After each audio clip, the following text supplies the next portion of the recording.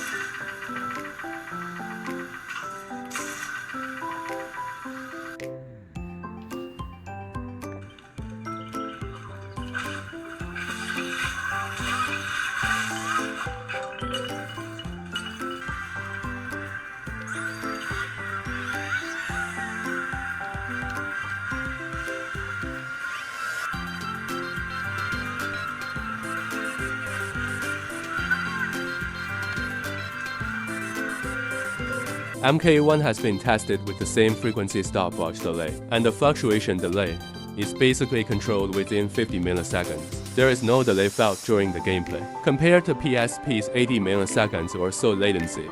This is still an advantage. This program is $135 for a complete set, which is nearly double the price of a PSP. But the PSP still has a lot of advantages. First of all, it has a 1080p LCD screen with much better screen quality than the MK1. Secondly, the Sony grip's adaptive trigger and vibration feedback can be replicated. The gaming experience is also superior to other controllers. Lastly, it's all about looks, and the MK1's receiver is much lower in face value than the PS Portal because it can be built in because of the metal casing. Compared to the limitations of PS Portal, MK1 is able to connect to a variety of platforms to play games. And overall, this solution is still very cost-effective. Do you think this package works? Leave your opinion in the comments section.